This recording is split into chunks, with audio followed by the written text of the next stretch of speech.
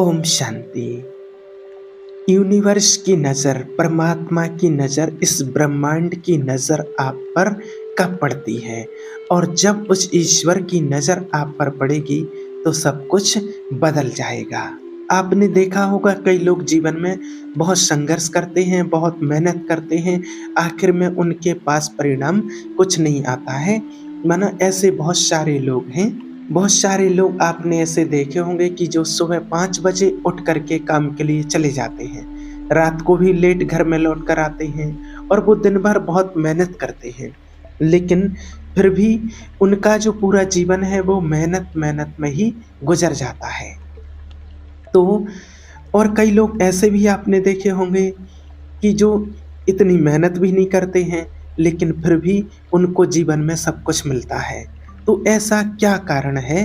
तो ऐसा कारण क्या है? देखिए कि जो बहुत ज़्यादा मेहनत कर रहा है, फिर भी उसको वो चीज़ नहीं मिल पा रही है, जो वो चाहता है, जितनी मेहनत करता है उतना नहीं मिलता है। और एक वो व्यक्ति है जो इतनी मेहनत भी नहीं करता है और उसको वो सब कुछ मिल जाता है। तो इसका कारण यही है कि यूनिवर्स की उस परमात्मा की नज़र आपके ऊपर पड़ती है, तो उसके बाद आपके जीवन में चमत्कार होना शुरू हो जाते हैं और जो फिर आप अपने जीवन में चाहते हैं, वो सब कुछ मिलना शुरू हो जाते हैं। तो अब समस्या ये है कि उस परमात्मा की नज़र हम पर कब पड़ेगी? तो वो अपने आप नहीं पड़ेगी।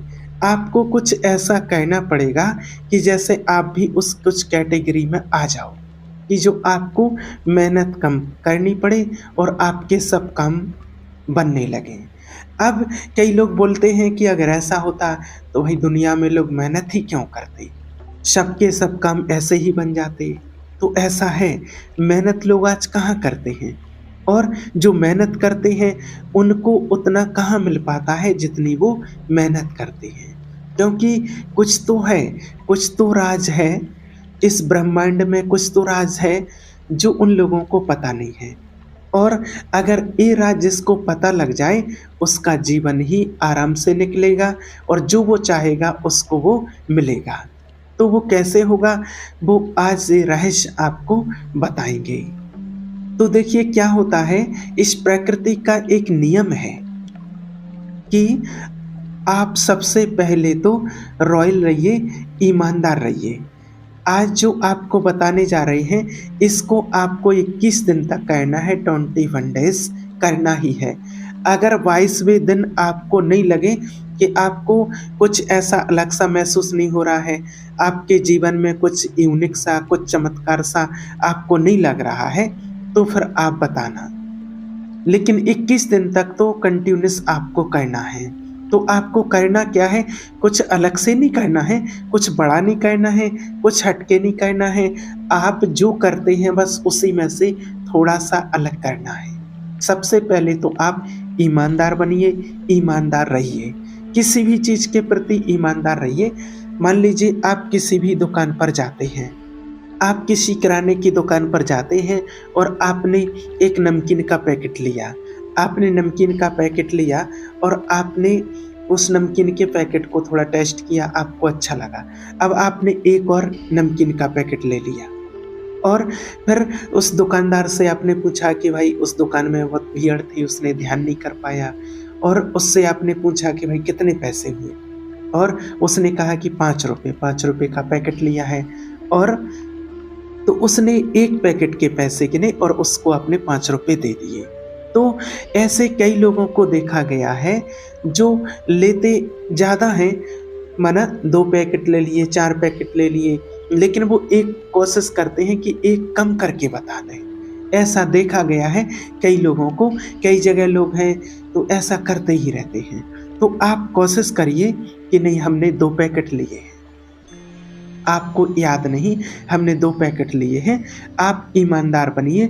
वहाँ पर वो भूल चुका है, उसे नहीं पता है कि आपने 2 पैकेट लिए हैं, लेकिन आपको उस चीज़ को याद दिलाना है। देखिए इसमें होता कुछ नहीं है, छोटी सी स्टेप है। इसमें ऐसा नहीं है कि आप गरीब हो जाओगे 5 रुपये में, या वो अमीर हो जाएगा या वो गरीब हो जाएगा। ना आप अमीर बनेंगे 5 रुपये में, ना वो गरीब बनेगा 5 रुपये में, ऐसा नहीं होता है। लेकिन आपकी जो छोटी-सी स्टेप है ना, जिससे आपके मन को एक बड़ा अच्छा लगेगा, बहुत अच्छी फीलिंग आएगी। अब आप लोग कहते हैं, माना कई लोग कहते हैं कि ये सब कुछ तो हम करते हैं, तो ये तो बहुत अच्छी बात है। अब दूसरी चीज़ जो होती है, आप सबसे पहली जो शुरुआत है, आप अपने परिवार से करिए। परिवार में आपके जो लोग हैं, आपके मम्मी-पापा होंगे, पत्नी, बच्चे, पति, जो भी आपके परिवार में हैं, उनसे आप प्रेम से बात करना शुरू कीजिए बड़े अच्छे से। ये समझ लीजिए कि सब कुछ समर्पण है, मुझे कुछ नहीं चाहिए। जैसे कई बार होता है कि मुझे ये चाहिए, मुझे ये लाके नहीं दिया, मुझे ये नहीं दिया, और इसकी वजह से कई बार लड़ाई झगड़े हो जाते हैं। उसने ये नहीं किया, इसने ये नहीं किया। तो आप 21 दिन तक ये करिए, कोशिश कीजिए कि मुझे कुछ नहीं चाहिए और मुझे अपने जीवन में चाहिए सिर्फ़ और सिर्फ़ खुशी। और खुशी का फ़ॉर्मूला ये है कि मुझे अपने आप को समर्पण करना होगा, कुछ नहीं चाहिए, जो मुझे ईश्वर ने दिया है वो बहुत अच्छा है। तो आप अपने घर में, परिवार में जितने भी लोग हैं, उनसे अच्छे से बात करना शुरू कीजिए। दूसरी चीज़ आप ये कीजिए और फिर आप देखेंगे कि आपके जीवन में चमत्कार होंगे। और फिर तीसरी चीज़ है, तो दूसरी चीज़ जो बताया कि अपने परिवार में संतुष्ट रहिए और अपने परिवार में अच्छा व्यवहार कीजिए। तो उनसे आप अच्छे से बात कीजिए, प्रेम से बात कीजिए, जो भी मिला है उसमें संतुष्ट रहिए। फिर देखिए जीवन में आपको जो चाहिए वो आपके पास आने लगेगा। क्योंकि देखिए कहा जाता है कि बिन माँगे मोती मिले। आपने तो सुना होगा कि बिन माँगे मोती मिले और माँगे मिले ना भीख। इस स्वयं भगवान भी कहते हैं कि माँगने से कुछ नहीं मिलता है और बिन माँगे मोती मिल जाते हैं। बहुत सारे लोग ऐसे हैं जो कुछ माँगते भी नहीं हैं। मान लीजिए कि अगर ईश्वर से कोई प्रार्थना करते हैं तो उसमें भगवान से कुछ माँगते नहीं हैं। और कई लोग ऐसे भी होते हैं कि जो माँगते हैं तो कितना सा माँगते हैं, मानो बहुत कम माँगते हैं। कई लोग माँगते हैं कि मुझे एक फ़ोन दिला देना, मुझे, क्योंकि इंसानी दिमाग है ना बहुत छोटा होता है, तो वो कम ही माँगते हैं कि हे भगवान मेरी नौकरी लगवा देना, मेरी इतनी तनख्वाह बढ़वा देना, मुझे मोबाइल दिला देना।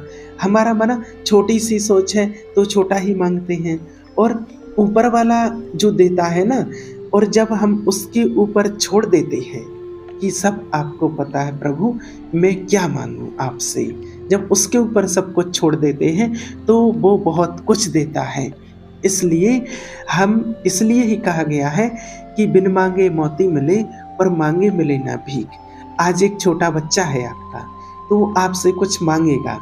माने छोटा बच्चा है, उसकी कितनी सी समझ है, वो क्या माँगेगा, उसको एक टॉफ़ी चाहिए, कहीं मार्केट में जाएगा उसको एक टॉफ़ी दिला दो, कोई बिस्किट दिला दो, कुछ पैकेट दिला दो, इतना ही कुछ माँगेगा।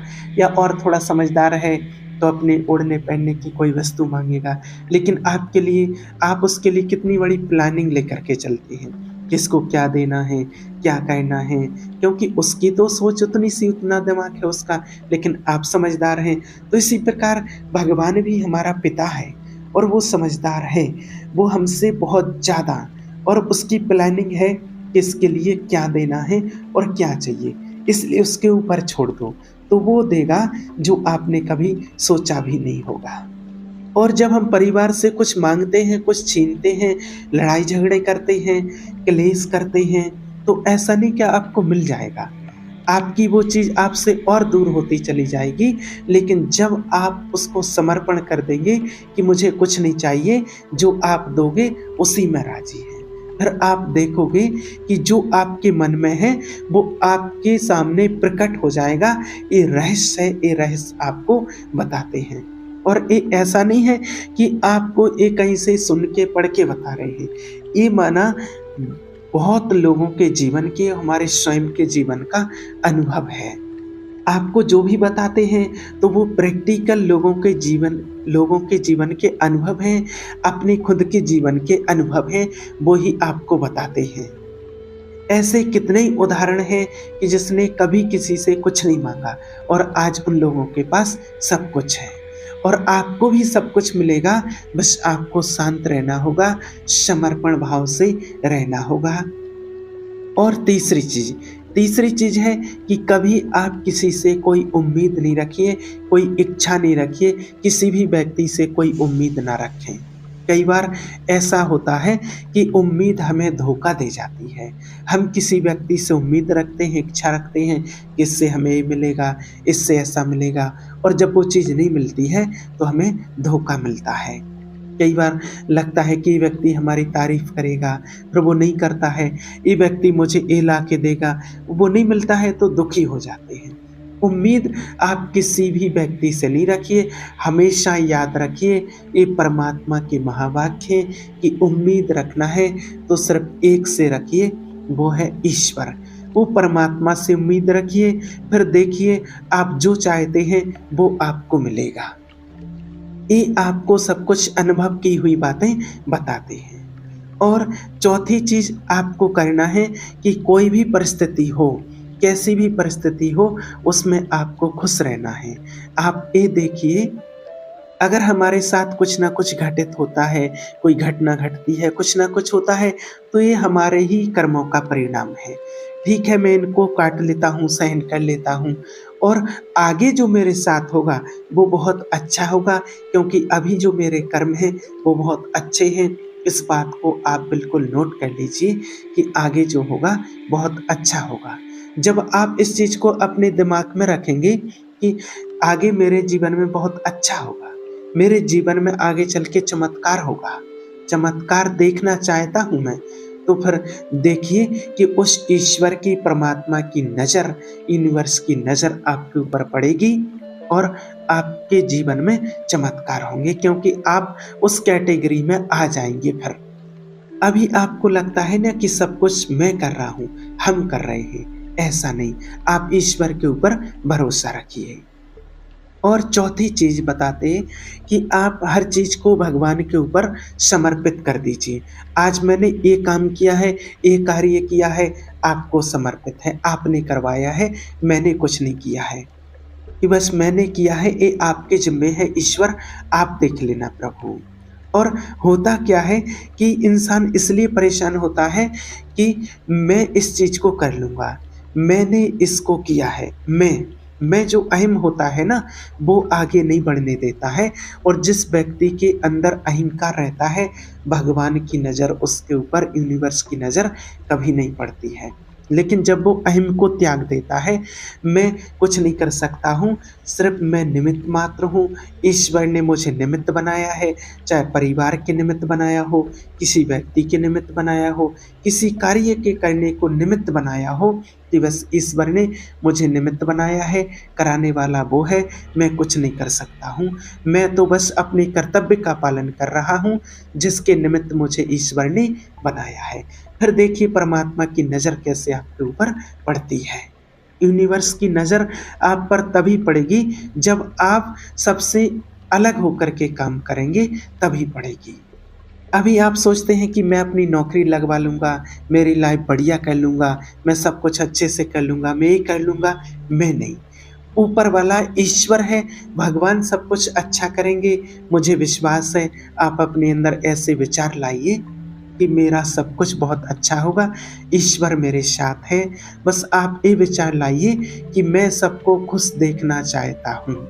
कहा जाता है ना कि सर्वे भवन्तु सुखिनः, सर्वे सन्तु निरामयाः, सर्वे भद्राणि पश्यन्तु मा कश्चित् दुःख भाग् भवेत्। माना कि पूरा विश्व प्रसन्न रहे। और जब आप सब में खुशी की भावना देखते हैं, सबको खुश देखना चाहते हैं, तो फिर ईश्वर की नज़र आपके ऊपर पड़ती है। अब एक और चीज़ आपको लास्ट में बताएंगे कि उस परमात्मा को, ईश्वर को कैसे पता चलता है कि आपको क्या चाहिए। अब मान लीजिए आपके पड़ोस में एक बाइक आती है, नई बाइक। अब जब कोई नई बाइक लाता है तो देखिए वहाँ दो प्रकार के व्यक्ति रहते हैं। एक के मन में हीन भावना आएगी, देख करके गलत भावना आएगी, और फिर ईश्वर देखता है कि अरे इसको ये बाइक अच्छी नहीं लगी, इस बात को समझना। दूसरा एक व्यक्ति होगा, कहेगा वाह अरे बहुत बहुत बधाई हो आपको, आप नई गाड़ी खरीद कर के लाए हैं, नई बाइक लाए हैं। एक वो होता है जो ऊपर-ऊपर वाली बधाई देता है और एक वो होता है जो अंदर से दिल से बधाई देता है, बहुत मज़ा आ गया है। तो कि आपको तो बहुत खुशी होनी चाहिए कि चलो अरे पास वाले की बाइक आ गई है। और जब ईश्वर देखता है कि अरे इसको तो बड़ी खुशी हो रही है, इसकी बाइक आने से इसको खुशी हो रही है, तो कैसे न कैसे करके इसको भी बाइक दिलाओ, इसको भी बाइक दिलानी चाहिए। तो यूनिवर्स आपको वही देता है। तो उस ईश्वर को कैसे पता चलता है? आपकी भावनाओं से कि आपको क्या चाहिए। मान लीजिए अगर किसी की लड़ाई हो रही है और अगर आपको मज़ा आ रहा है, किसी का नुकसान हो रहा है, आपको मज़ा आ रहा है, तो फिर वो ईश्वर देखता है कि अरे इसको तो बड़ा मज़ा आ रहा है। तो भगवान हमारी भावनाओं को देखता है।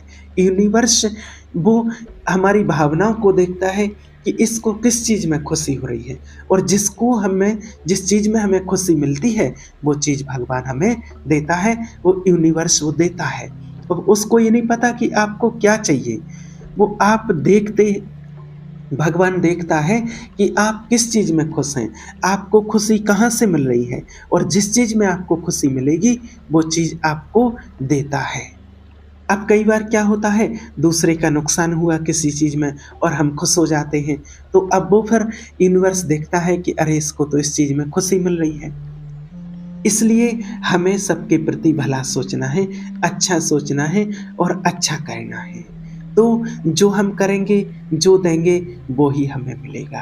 हम दूसरों को खुशियाँ देंगे, तो खुशियाँ हमें भी मिलेंगी। तो देखिए, फिर उसी प्रकार भगवान देखता है और जब उसकी नज़र आपके ऊपर पड़ती है, तो आपके जीवन में चमत्कार होना शुरू हो जाते हैं, क्योंकि भगवान के पास तो भंडार है, उसके यहाँ कभी कोई कमी नहीं पड़ती है। ओम शांति।